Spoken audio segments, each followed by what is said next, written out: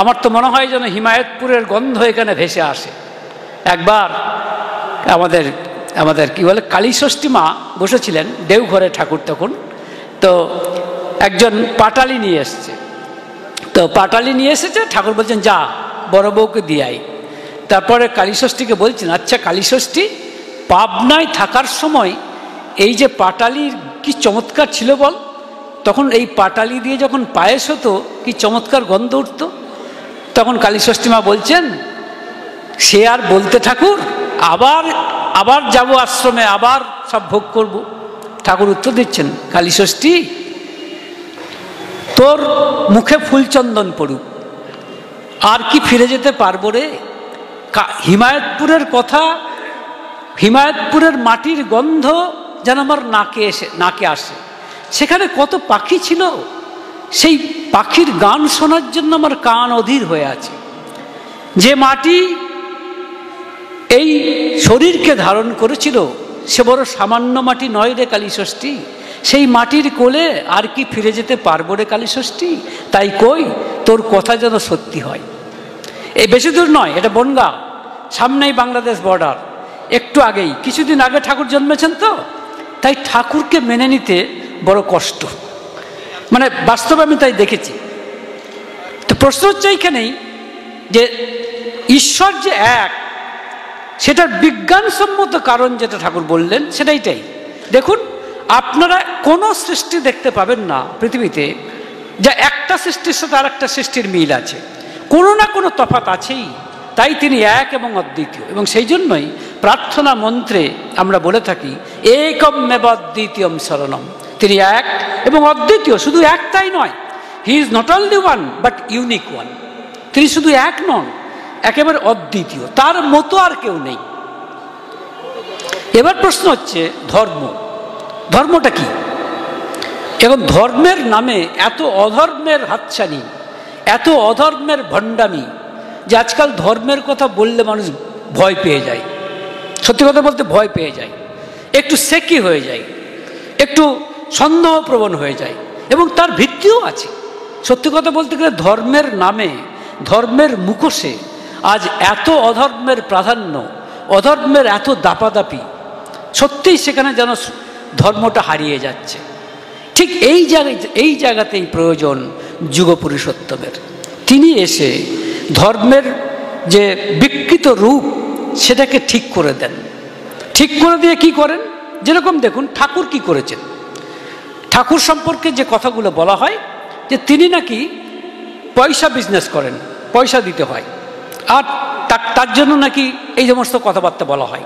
আমার প্রশ্ন এইখানে, ভগবান শ্রীকৃষ্ণ গীতাতে কি বলছেন? অর্জুনকে বলছেন তুমি তোমার মনটাকে ঠিক করো, মনটাকে শান্ত করো। অর্জুন বলছেন কি করে মনটা শান্ত করব? কারণ মন অশান্ত। বাতাসকে যেমন সরালে থাকে না, সেরকম মন অশান্ত। তখন ভগবান শ্রীকৃষ্ণ বলছেন তুমি যা বলেছো অর্জুন সঠিক কথা, কিন্তু মনে রেখো দুটো রাস্তা আছে, যে রাস্তার মাধ্যমে মনকে স্থির শান্ত করা যায়। কি রাস্তা? এক অভ্যাস যোগ, দুই বৈরাগ্য যোগ। অভ্যাস যোগ মানে বারবার তুমি একটা নাম আর একটা রূপকে চিন্তা করো, একটা নাম একটা রূপ। আর বৈরাগ্য যোগ মানে কিছু স্বার্থ ত্যাগ করো।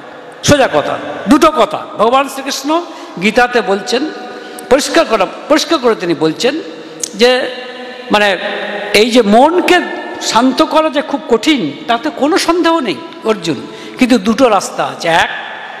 একটা নাম একটা রূপকে তুমি স্মরণ করো, অর্থাৎ অভ্যাস যোগ। দুই, যে তুমি কিছু স্বার্থ ত্যাগ করো, এটা বৈরাগ্য যোগ। এখন এই জিনিসটা কি? ঠাকুর অনুকূলচন্দ্র এসে আমাদের গলায় পাটা টিপে দেখিয়ে দিলেন। সেটা কি? নাম্বার ওয়ান অভ্যাস যোগ। কি করলেন তিনি? কি করেছেন? তিনি একটি নাম দিয়েছেন, নাম মানে একটি মন্ত্র দিয়েছেন, এবং সেই নামটি মনে রাখবেন সর্বোচ্চ স্তরের নাম। এইখানেই যুগপুরুষোত্তমের প্রয়োজন, যে তিনি সর্বোচ্চ স্তরের নাম দেন। প্রশ্ন হচ্ছে এই সর্বোচ্চ স্তরের নামটা কি? একটা শব্দ, তাই তো? একটা শব্দ। তাহলে প্রশ্ন হচ্ছে একটা রূপকে, রূপ হচ্ছে ঠাকুর। এখন প্রশ্ন হচ্ছে একটা নাম আর একটা রূপ যদি বারবার চিন্তা করি তাহলে কি হবে বলুন তো? জানেন কি হবে? বলুন তো কি হবে? বহু নাম বহু রূপ চলে যাবে, আস্তে আস্তে চলে যাবে। মনে রাখবেন, আমাদের মন অশান্ত হওয়ার একমাত্র কারণ আমাদের মনে যখন বহু নাম বহু রূপ আসে। উদাহরণ, আপনি টিভি দেখুন, টিভিতে একটার পর একটা অ্যাডভার্টাইজমেন্ট হচ্ছে, মানে কি? একটা নাম একটা রূপ। এতগুলো নাম এতগুলো রূপ একাধিক ক্রমে আসার ফলে আমার মন অশান্ত হচ্ছে। তাহলে উপায় ঠিক উল্টোটা, একটা নাম একটা রূপ বারবার উচ্চারণ করুন। অবশ্যই সেটা সর্বোচ্চ স্তরের নাম হতে হবে এবং সর্বোচ্চ স্তরের রূপও হতে হবে। সেই এক নাম মানে ঠাকুরের দেওয়া যে নাম, রূপ, স্বয়ং ঠাকুরের চেহারা, এই দুটি যদি আপনি বারবার উচ্চারণ করেন এবং অর্থাৎ বারবার যদি ঠাকুরের দেওয়া নামটা বারবার উচ্চারণ করেন মনে মনে, আর বারবার যদি নামের রূপটাকে মনের আয়নায় দেখতে থাকেন, তাহলে কি হবে? সব নাম সব রূপ একটা নাম একটা রূপে মিশে যাবে। 2, বৈরাগ্য যোগ, কিছু স্বার্থত্যাগ। ঠাকুর কি বলছেন? প্রতিদিন উঠে তুমি ইষ্টকে কিছু দাও, গিভ সামথিং। কারণ দিলে কি হবে? হৃদয় কোমল হবে। ঠাকুর বলছেন কি দিলে কি হবে? যাচ্চাকারীকে ফিরিও না। অর্থ, সাহস, সান্ত্বনা, মিষ্টি কথা, যা হোক একটা দাও, হৃদয় কোমল হবে। মনে রাখবেন, হৃদয় কোমল হওয়া মানেই আনন্দের চাবিকাঠি আপনার হাতে চলে আসে। বুঝতে পারছেন কত সহজে তিনি বোঝালেন? তো বৈরাগ্য যোগ কেন? কারণ প্রতিদিন আমি আমার সোপার্জিত পয়সা থেকে কিছু দিচ্ছি, এবং শুধু দিচ্ছি তাই নয়, মনে রাখবেন দিচ্ছি তা নয়, ইষ্টভৃতি আকারে ঠাকুর অনুকূলচন্দ্র যে ব্যবস্থা দিয়েছেন সেটা যে ঠাকুরকে শুধু দিচ্ছি তা নয়, উইদাউট এনি রিটার্ন, কোনো রকম প্রত্যাশা না রেখে। এই মঞ্চে আমি আপনাদের একটা কথা বলে দিয়ে যাই, শুনে রাখুন। হয়তো অনেকেই জানেন না বা অনেকে জানেন। সেটা কি? আমরা যে ইষ্টভৃতি করে থাকি, এই ইষ্টভৃতির যে মন্ত্রটা আমাদের দেওয়া আছে, সেই মন্ত্রটা যখন আমরা দিচ্ছি সেই মন্ত্রটা আমরা উচ্চারণ করি, কিন্তু ওই মন্ত্রের পরেও একটা কথা বলতে হয়। এটা আমি বলছি না, স্বয়ং ঠাকুর বলেছেন। কোথায় বলেছেন? দীপরক্ষীতে। কি বলেছেন? বলেছেন এই পয়সাটা নিয়ে বলতে হয়, আমার এই অপ্রত্যাশী অর্ঘ্য। কি বলতে হয়? আমার এই অপ্রত্যাশী অর্ঘ্য, মানে আমি যেটা তোমাকে দিচ্ছি তার রিটার্নে কিছু আমি চাই না ঠাকুর, তার প্রত্যাশায় আমি কিচ্ছু চাই না। তাই বলছেন আমার এই অপ্রত্যাশী অর্ঘ্য তোমাকে নন্দিত করুক। এই কথাটা বলতে হয়। যদি না বলে থাকেন এখন থেকে বলবেন। এটা অমলেন্দু চ্যাটার্জির কথা নয়, স্বয়ং শ্রী শ্রী ঠাকুরের কথা। কেন বলছেন? কারণ দিলেই হবে না, আপনার স্বার্থত্যাগটা তখনই ঠিক হবে যখন আপনি প্রত্যাশায় কিছু চাইবেন না। এখন কিন্তু মুশকিলটা আমরা চেয়ে থাকি। কি চাই জানেন? আমরা বলি যে আমাদের যদি কোনো ক্ষতি হয়ে যায় তাহলে কিন্তু তখন বলি, ঠাকুর তোমাকে এত ধরেছি, এত চেষ্টা করছি, এত তোমাকে ধরে আছি, তাও ক্ষতি হচ্ছে। কোথাও একটা অভিমান, কোথাও একটা ক্ষোভ। তার মানেই, এটার মানে হচ্ছেই আমি আসলে ঠাকুরের কাছে কিছু প্রত্যাশা করছি, কিছু আশা করছি। যে মুহূর্তে আপনি ঠাকুরের কাছে কিছু প্রত্যাশা করবেন, মনে রাখবেন প্রত্যাঘাত পাবেন, আঘাত পাবেন, লাভ হবে না। এখানে কিছু করার নেই, ঠাকুর নিজেও কিছু করতে পারেন না। মুশকিলটা হচ্ছে এইখানে, তিনি আপনাকে যতই ভালোবাসুন কিছু করার নেই। তাই প্রত্যাশাবিহীনভাবে যদি করেন, দুটো কাজ করেন, 1 অভ্যাস যোগ, 2 বৈরাগ্য যোগ। এটা করলে কি হবে? এটাই ধর্ম। মনে রাখবেন, this is what is religion is all about. এইটাই হচ্ছে ধর্ম। ধর্ম অন্য কিছু নয়, ধর্ম এটাই যে কি অভ্যাস করুন। কি অভ্যাস করুন? সর্বোচ্চ স্তরের শব্দ।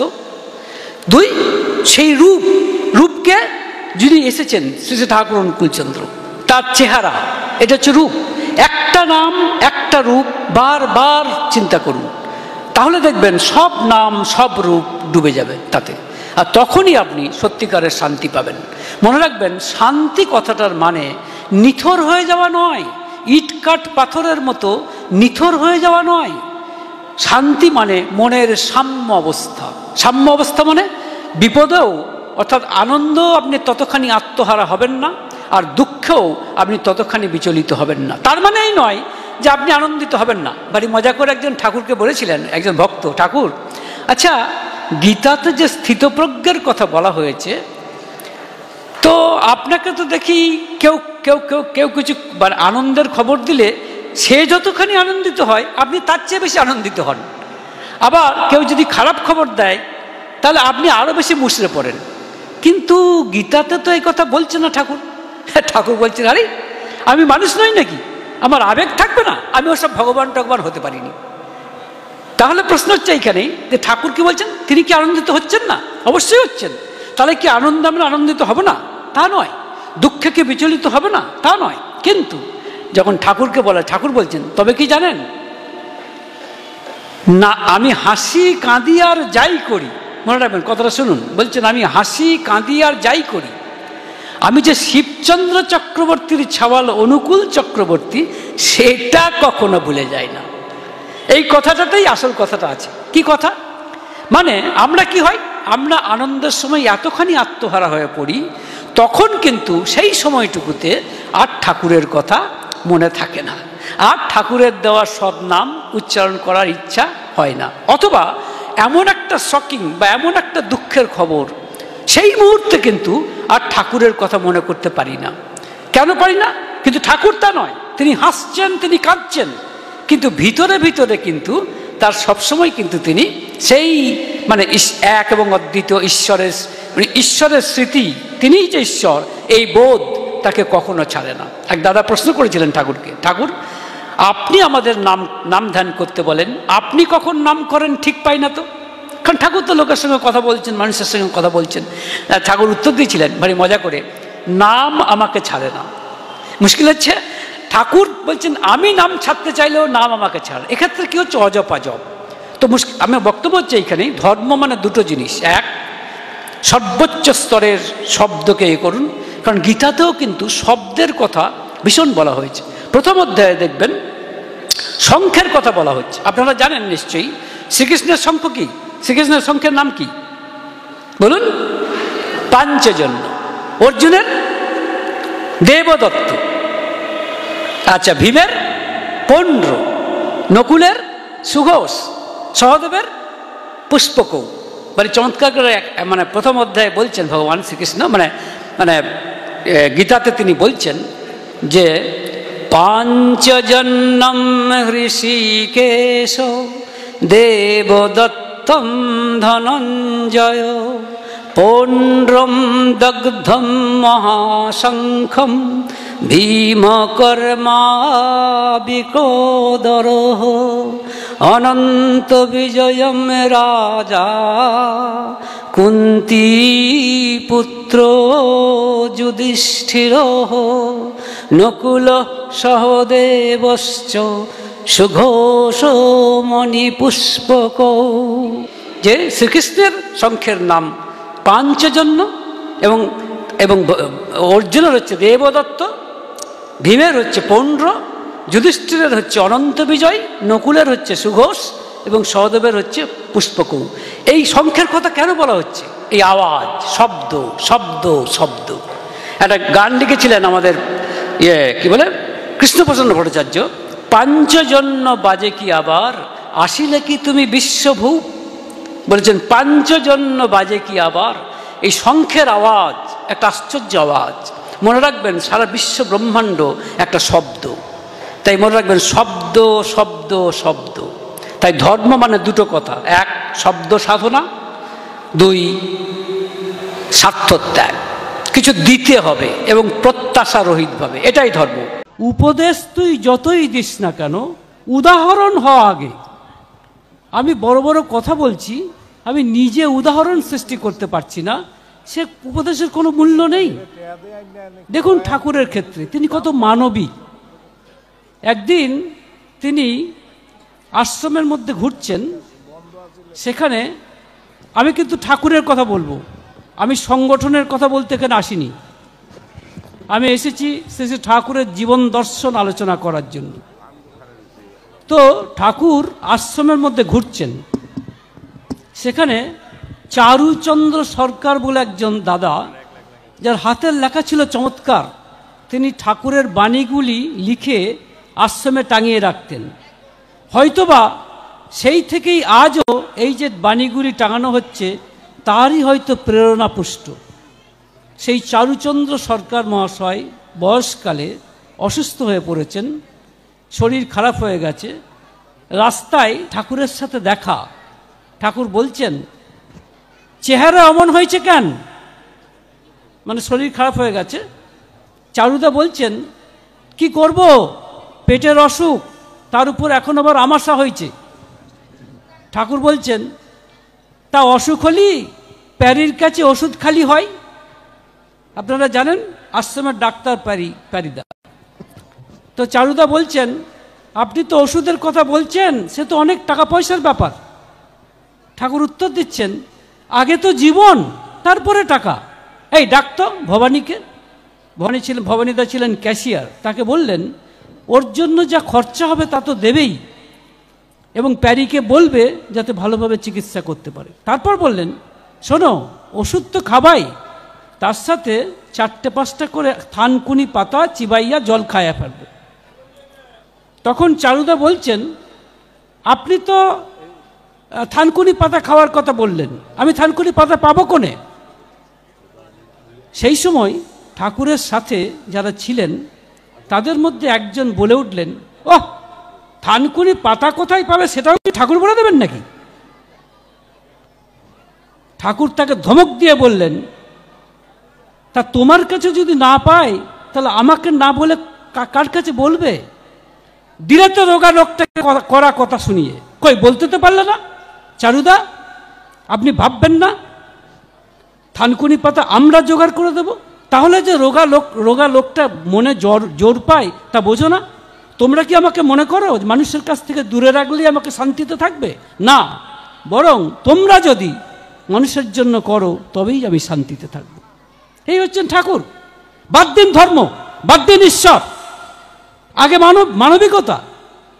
একটি মা এসেছেন, তার সন্তান হারিয়েছে, ঠাকুরের কাছে এসে তার পায়ে মাথা ঠুকছেন। তিনি দেখছেন না যে ঠাকুর কি করছেন। ঠাকুর কাঁদছেন, এবং শুধু কাঁদাটা মানে আওয়াজ করে কাঁদছেন না, যাতে মা শুনতে পান। অনেক পরে মা দেখে বলছেন, বাবা তুমি কাঁদছো? ঠাকুরের বুক ভেসে যাচ্ছে। ঠাকুর কি উত্তর দিচ্ছেন?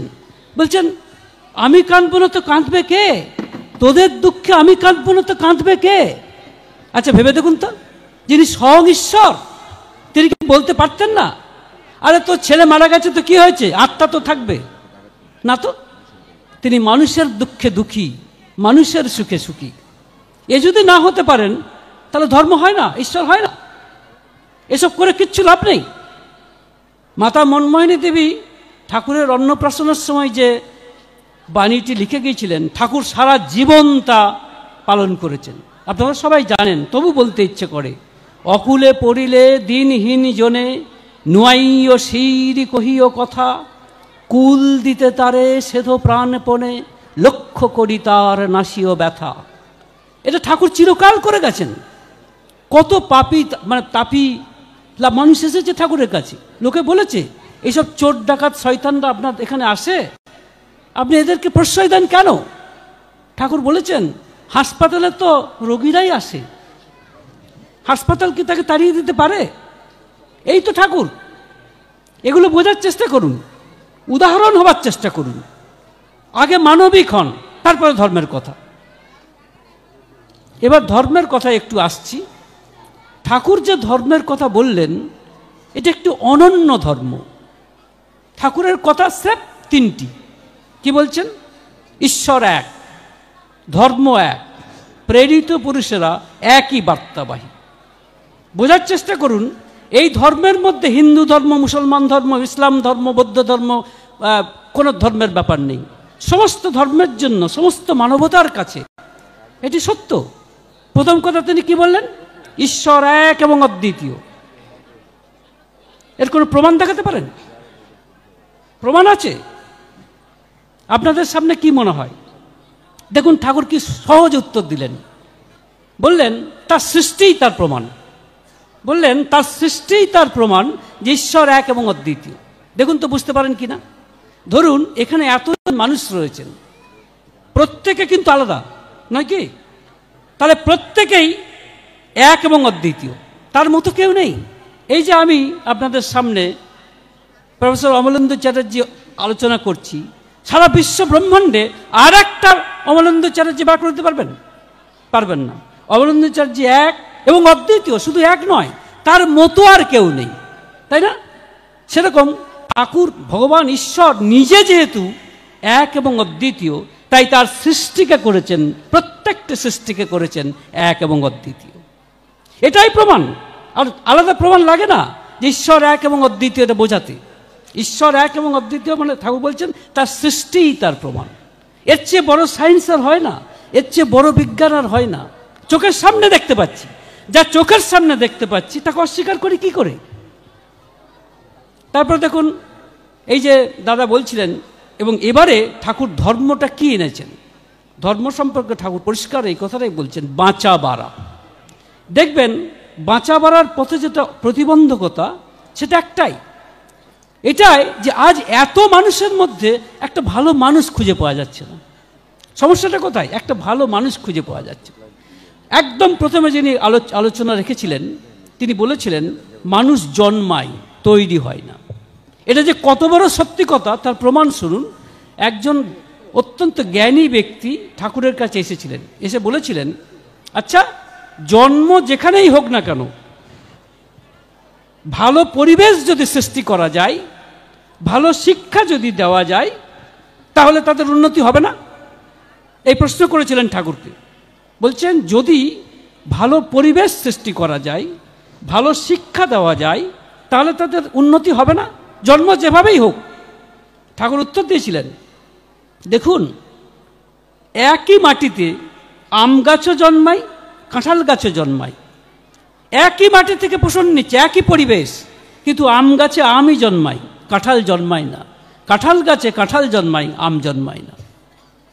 তাহলে মূলে রয়েছে তার বীজ, বীজ অনুযায়ী সে পরিবেশ থেকে পোষণ নেবে, বীজকে পরিবর্তন করতে পারবেন না। তখন ওই দাদা বলেছিলেন, তাহলে এত শিক্ষার ব্যবস্থা কেন?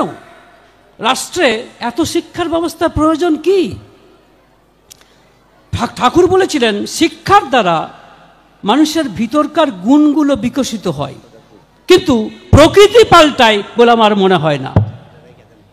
বোঝার চেষ্টা করুন, ঠাকুর বলছেন শিক্ষার দ্বারা মানুষের প্রকৃতি পাল্টায় বলে আমার মনে হয় না।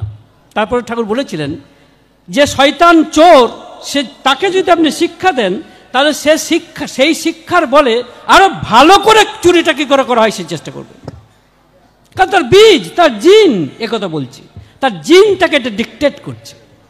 স্বাভাবিকভাবেই এটা সম্ভব নয়। তাই মানুষ জন্মায়, জন্মানোর পরে খুব বেশি একটা কিছু করার নেই। আর এইখানেই আসছে বিবাহের প্রয়োজনীয়তা, ঠিক ঠিক বিবাহ দেওয়া। আজকে আমার এখানে বলতে গর্ব হচ্ছে, আনন্দ হচ্ছে, আমার বুক ভরে উঠছে।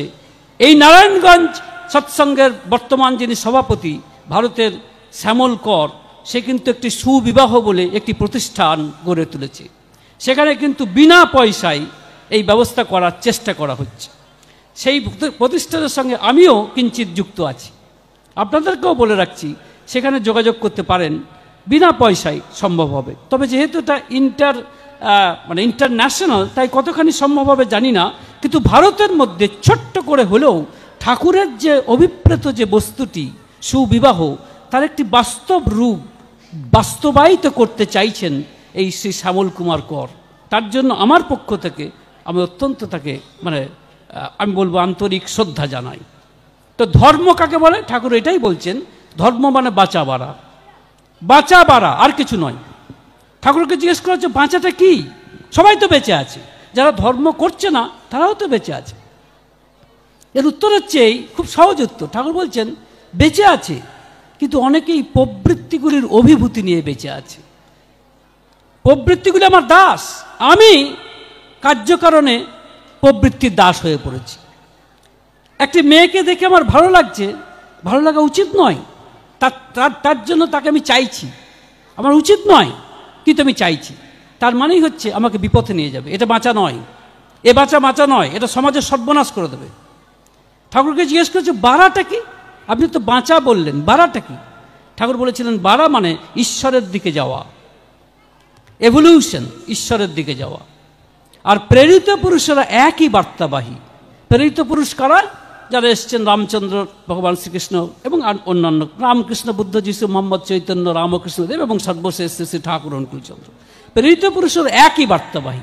কিন্তু তাহলে প্রশ্ন ওঠে, যদি একই বার্তাবাহী হয় তাহলে বারবার আসছেন কেন? বারবার আসতে হচ্ছে কেন? এর উত্তরটা শুনুন। আপনারা এক দাদা বলেও ছিলেন, ভগবান শ্রীকৃষ্ণ গীতাতে বলেছেন অর্জুনকে যে দেখো অর্জুন, তোমাকে যে আমি শেখালাম জ্ঞান যোগ, ভক্তি যোগ, ধ্যান যোগ, কর্মযোগ, তোমার মনে থাকবে তো? অর্জুন বলেছিলেন আগে হ্যাঁ মনে তো থাকবে, কিন্তু যদি ভুলে যাই? ভগবান শ্রীকৃষ্ণ বলছেন ভুলেই যাও। বুঝছে কি? এত কষ্ট করে শেখালেন, ভুলে যাব? অর্জুন বলছেন, ভগবান শ্রীকৃষ্ণ বলছেন তুমি ভুলে যাও। একটা কথা মনে রাখো, কি? সর্বধর্মান পরিত্যাজ্য মামেকং শরণং ব্রজ অহং ত্বং সর্বপাপেভ্যো মোক্ষয়সি স্বামী মা শুচঃ। অর্থাৎ সব ভুলে যাও, কিন্তু সব কেবল আমাকেই ধরো। আপনাদের কাছে প্রশ্ন রাখছি, প্রশ্নটা আপনাদের কাছে, বলুন তো কেন ভগবান শ্রীকৃষ্ণ বললেন কেবল আমাকেই ধরো? তার আগে কে এসছেন? ভগবান শ্রীকৃষ্ণের আগে কে এসেছেন বলুন? রামচন্দ্র এসেছেন। কেন ভগবান শ্রীকৃষ্ণ বললেন না যে ভাই রামচন্দ্রকে ধরলেও হবে, আমাকে ধরলেও হবে? বললেন না তো। বলেছেন কি? ভেবে দেখুন গীতাতে কি বলছেন, কেবল আমাকেই ধরো। বলছেন আমাকেই কেবল ধরো, মাম মানে আমাকেই। কেন বললেন? তার কারণ ভগবান শ্রীকৃষ্ণকে ধরলে রামচন্দ্রকে ছাড়া হয় না। রামচন্দ্র ভগবান শ্রীকৃষ্ণের মধ্যেই আছেন, কিন্তু আরো তর এ যুগের মতো করে তিনি এসেছেন। সেই জন্য বলছেন কেবল আমাকেই ধরো। ঠাকুর কি বললেন? বলছেন প্রকৃতি মুখ ভাষায় বলে আমাকে ছেড়ে কোথাও যেও না, তাতে প্রাণে ব্যথা লাগে। আমাকে ভালোবেসে ভর দুনিয়ার সবাইকে ভালোবাসো। কি চমৎকার কথা বললেন। বলছেন আমাকে ছেড়ে কোথাও যেও না। এই কথাটা বলার উদ্দেশ্য এই বহুনৈষ্ঠিক হতে যেও না। এখন তার মানেটা কি? তার মানে কি শ্রী শ্রী ঠাকুর অনুকূলচন্দ্রকে ধরলে রামকৃষ্ণ, বুদ্ধ, যিশু, মোহাম্মদ, চৈতন্য, রামকৃষ্ণদেবকে ছাড়া হবে? আদৌ না, বরং বেশি করে ধরা হবে। একজন ঠাকুরকে জিজ্ঞাসা করেছিলেন যে আইনস্টাইন এই আসাতে নিউটনের থিওরি বাতিল হয়ে গেল, নিউটনের আর কোনো দাম রইল না, আইনস্টাইনের ছায়ায় নিউটন থেকে গেল, নিউটন এখন যেন অপসৃয়মান একটি নক্ষত্র।